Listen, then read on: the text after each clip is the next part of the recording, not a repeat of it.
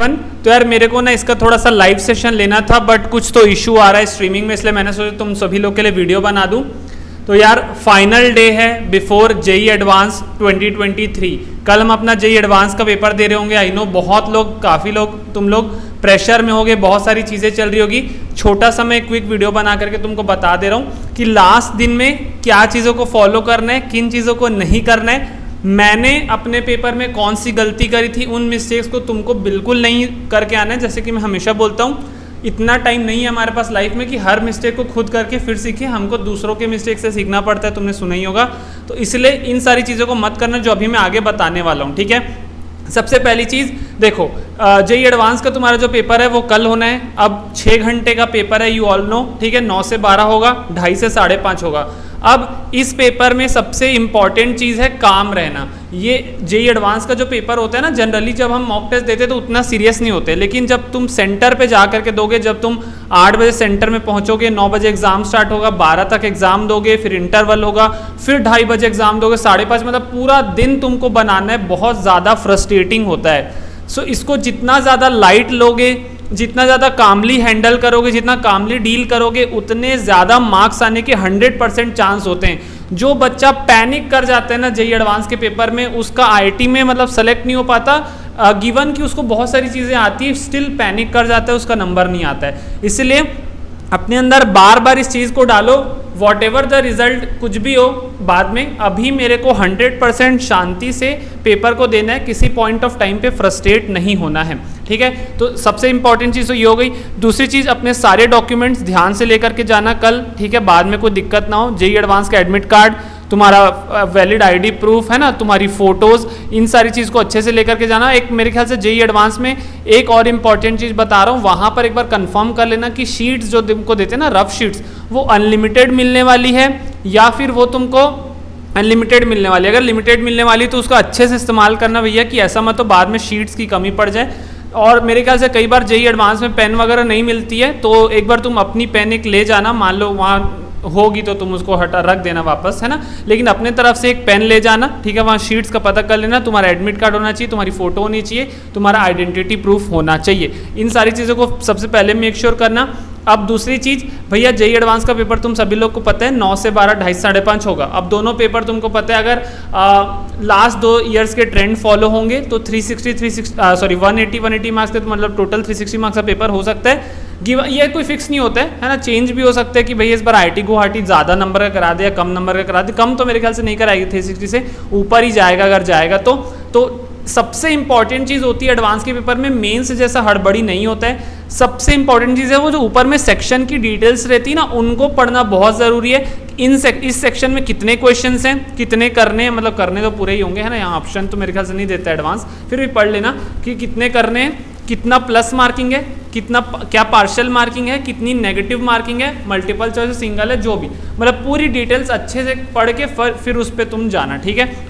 ये बहुत इंपॉर्टेंट चीज़ होती है। और हर क्वेश्चन को कामली पढ़ना। और मैं जैसे तुमको क्लास में कराता था ना, कि एक कोई बड़ा सा क्वेश्चन दिख रहा है उसको देख के घबराना नहीं, क्योंकि बहुत सारे ऐसे जो लेंदी टाइप के क्वेश्चन दिखने वाले होते हैं ना, वो अंदर कुछ भी नहीं होते, खोखले होते हैं। तो उन ऐसे क्वेश्चंस में तुमको क्या करना होता है ना, क्वेश्चन से डरना नहीं होता है, हर 2 लाइन से बात करो, ठीक है। हर 2 लाइन क्या कहना चाह रही, तो अच्छे से एक सेंटेंस कंप्लीट पढ़ लो वो जो कहना चाह रहा है। और हमेशा मैं सिंपल अप्रोच रखता हूँ क्वेश्चन सॉल्विंग की, कि भैया क्वेश्चन में जो गिवन है उसको मैं एक तरफ लिख लेता हूँ, क्या निकालना है उसको मैं लिख लेता हूँ कि ये निकालना है, फिर मैं बैकवर्ड्स कम चेक कर जाता हूँ, समझ लो कि ये मेरे को चाहिए तो इसका फॉर्मूला क्या होता है, फिर इससे क्या लगेगा, तो पीछे से चलता हूँ मैं। ज़्यादातर सोचने का मेरा तरीका रहता है कि हम पीछे से सोचें कि अच्छा ये चाहिए तो इसका तो फॉर्मूला ये होता है, तो ये इस फॉर्मूला में अननोन है, मतलब ये मेरे को निकालना है, तो गिवन चीज़ें क्या है, मतलब ऐसे समझ रहे हो ना।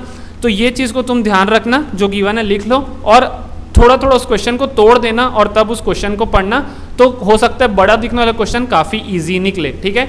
अब बात आती है भैया ब्रेक की। सबको पता है 9 से 12 पेपर होगा, 12 बजे तुमको ब्रेक मिल जाना है।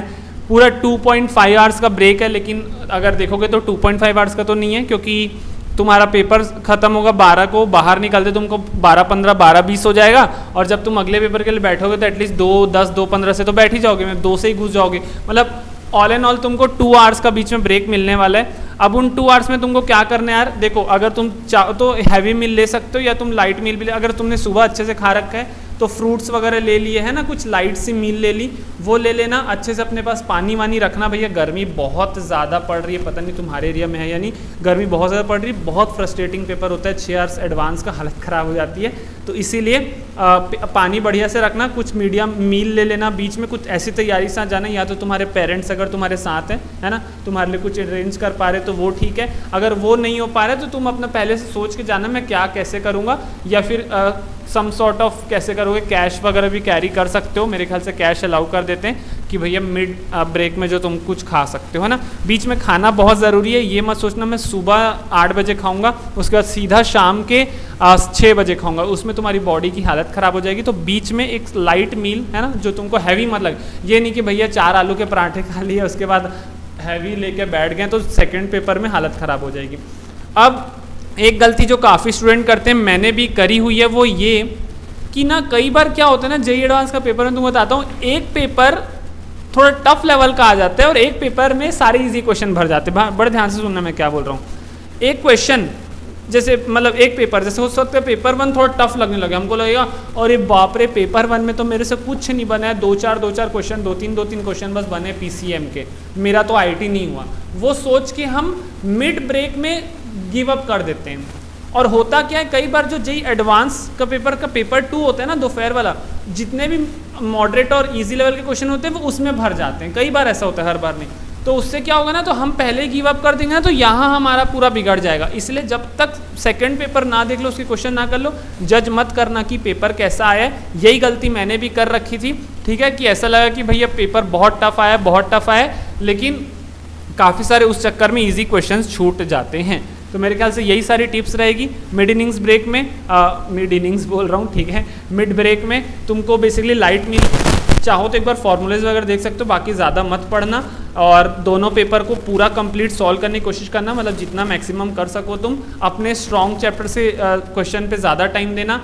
अगेन मैंने पहले बोला है, जहाँ पर नेगेटिव मार्किंग नहीं है उन क्वेश्चंस को पहले करो, फिर तुम इंटीजर टाइप करो, मैच द फॉलोइंग करो, लास्ट में मल्टीपल चॉइस कराना, क्योंकि वहाँ पर -2 की मार्किंग लगभग रहती है हर बार, तो इस बार भी वही होगी मेरे ख्याल से।